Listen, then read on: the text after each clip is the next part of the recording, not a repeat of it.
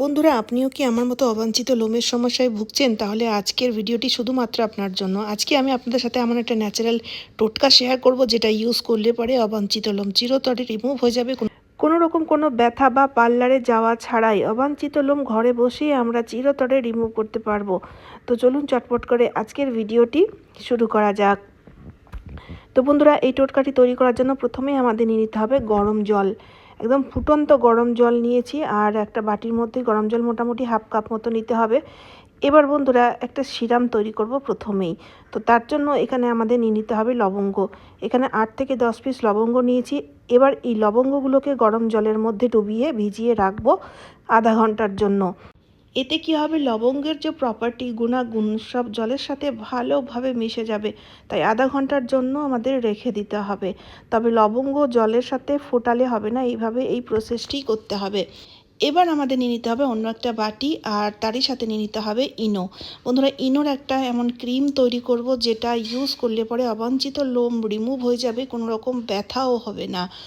আর অবাঞ্ছিত লোম পরিষ্কার হওয়ার সাথে সাথে অবাঞ্ছিত লোমের গ্রোথটাও কমে যাবে। তো এখানে আমি ইনো নিয়েছি হাফ চামচ মতো। বন্ধুরা, এই টোটকাটি কিভাবে তৈরি করছি পুরো ভিডিওটা দেখুন। একটা জিনিসও স্কিপ করলে এই রেমেডিটি কোনো কাজ দেবে না। তারপরে বন্ধুরা, আমাদের নিয়ে নিতে হবে ফিটকারি। তো এখানে ফিটকারিটাকে না আমি গ্রেট করে নিচ্ছি। ফিটকারির পাউডার লাগবে, তাই আমি ফিটকারিটাকে গ্রেট করে নিয়ে নিলাম। হাফ চামচেরও কম পরিমাণের, মানে যতটা পরিমাণে ইনো নেবো তার অর্ধেক পরিমাণে ফিটকারি পাউডার নিয়ে নিতে হবে। তারপরে বন্ধুরা, আমাদের নিয়ে নিতে হবে ভিক্স। বন্ধুরা, ভিক্সের মধ্যে রয়েছে ম্যান্থল আর নীলগিরির তেল, যা কিনা আমাদের অবাঞ্ছিত লোম পরিষ্কার করতে খুবই সাহায্যকারী।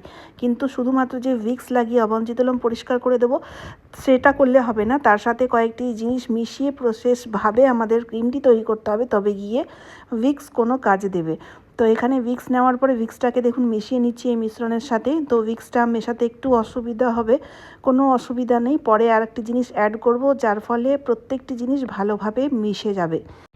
এরপরে যে জিনিসটি আমরা নেব সেটা হচ্ছে কোলগেট হোয়াইট পেস্ট। এখানে কোনো রকম জেল পেস্ট বা কালারফুল পেস্টের ইউজ করলে হবে না, শুধুমাত্র হোয়াইট পেস্টেরই ইউজ করতে হবে। পেস্টের মধ্যে রয়েছে হাইড্রোজেন আর পারক্সাইড, যা কিনা অবাঞ্ছিত লোমগুলোকে পরিষ্কার করতে খুব সাহায্যকারী, তার সাথে সাথে কুলিং এফেক্টও দিয়ে থাকে। তো কোলগেট হোয়াইট পেস্ট আমি খুব অল্প পরিমাণে নিয়েছি। তো পেস্টটাকে নেওয়ার পরে আমি এর সাথে মিশিয়ে নিয়েছি। তো মেশে নিয়ে এবার একটা জিনিস মেশাবো, যার ফলে প্রত্যেকটি জিনিস ভালোভাবে মিশে যাবে। ওই যে লবঙ্গগুলো ভিজিয়ে রেখেছিলাম, দেখতেই পাচ্ছেন আধা ঘন্টার মধ্যেই জলের কালার চেঞ্জ হয়ে গেছে, হলুদ হলুদ হয়ে গেছে। লবঙ্গের যত প্রপার্টি জলের সাথে ভালোভাবে মিশে গেছে। এই লবঙ্গ জল আমরা ইউজ করব এই টোটকাটি তৈরি করার জন্য, আরও অন্যভাবেও ইউজ করব।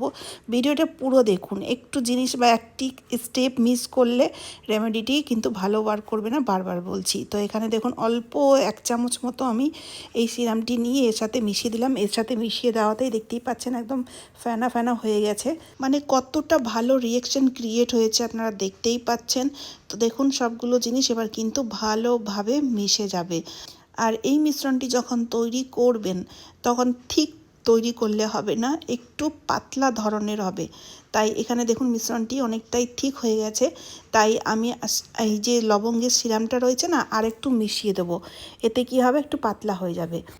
ঠিক আছে, তো এই জিনিসটি অবশ্যই মাথায় রাখবেন, আপনারা যে মিশ্রণটি তৈরি করছেন সেটা যেন একটু পাতলা ধরনের হয়। এই যে দেখতেই পাচ্ছেন, আমি আপনাদের চলুন হাতে নিয়ে দেখাচ্ছি, তাহলে বুঝতে পারবেন এর কনসিস্টেন্সিটা কেমন। হাতে দিলেই এভাবে গড়িয়ে যাবে, ক্রিমি টেক্সচার নয়, সিরাম টেক্সচারের মধ্যে আসবে। ঠিক আছে, তো দেখতেই পাচ্ছেন বন্ধুরা, এই টোটকাটি পুরোপুরিভাবে তৈরি হয়ে গেছে। আর এই টোটকাটি তৈরি করে আপনারা 2 থেকে 3 দিনের জন্য স্টোর করে রাখতে পারেন, ফ্রিজে স্টোর করে রাখবেন। আর অ্যাপ্লাই করার সময় এই মিশ্রণটি আমাদের বেশি প্রয়োজন হয় না, বেশি লাগানোর প্রয়োজন হয় না, অল্পতেই খুব ভালো কাজ দেয়। এবার এই লবঙ্গের সিরামটি আর এই টোটকাটি দুটোই আমরা অ্যাপ্লাই করব। কিভাবে অ্যাপ্লাই করব চলুন দেখে নেওয়া যাক। তো বন্ধুরা, আমি প্রথমেই আপনাদের বলি, আমার লোয়ার লিপের মধ্যে দাড়ির ওখানটায় না বেশ অনেকটাই লোম রয়েছে। আমার অয়েলি স্কিন হওয়ার জন্য বেশ মোটা তীক্ষ্ণ লোম এই জায়গাটা করে রয়েছে। যেটা দেখতে খারাপ লাগে। আমি আগে রেজার করতাম, যার ফলে লোমগুলো না আরও মোটা তীক্ষ্ণ হয়ে গেছে। রেজার করা কোনো সলিউশন নয়, বা পার্লারে গিয়ে থ্রেডিং করাটাও কোনো পার্মানেন্ট সলিউশন নয়। এখন যে রেমেডিটি শেয়ার করছি সেটা দিয়ে আপনারা খুব ভালো রেজাল্ট পাবেন, পার্মানেন্ট সলিউশনও পেয়ে যাবেন। তো প্রথমেই যে লবঙ্গের সিরামটি আমি কটনের সাহায্যে লাগিয়ে নিচ্ছি। এভাবে দেখুন, সুন্দর করে লাগিয়ে নিতে হবে। এতে কি হবে, এই লবঙ্গের যে সিরাম সেটা না পোর্সের মধ্যে ভালোভাবে ঢুকে যায়, যার ফলে খুব সহজেই লোমকূপগুলোকে আলগা করে দেয়, খুব ভালো কাজ দেয়। লাগিয়ে এবার আমাদের 10 মিনিটের জন্য শুকোতে দিতে হবে। ঠিক আছে, 10 মিনিট পরে আমরা ওই যে টোটকাটি রেমেডিটি তৈরি করছি সেটাই অ্যাপ্লাই করব। তো দেখুন 10 মিনিট হয়ে গেছে, এবার এই টোটকাটি অ্যাপ্লাই করে নেব। তো এই টোটকাটি অ্যাপ্লাই করার সময় বেশি লাগানোর প্রয়োজন পড়ে না, অল্প লাগালেই খুব ভালো কাজ দেয়।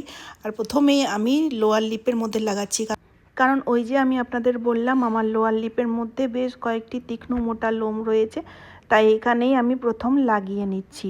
বন্ধুরা, এই টোটকাটিকে আপনারা ফোরহেডের মধ্যে বা অনেক সময় দেখা যায় অনেকের কানের সাইডে লোম থাকে, সেখানেও লাগাতে পারেন। তবে যদি আপনার স্কিন সেন্সিটিভ হয়ে থাকে তাহলে সেক্ষেত্রে একটা প্যাচ টেস্ট করে নেবেন লাগানোর আগে।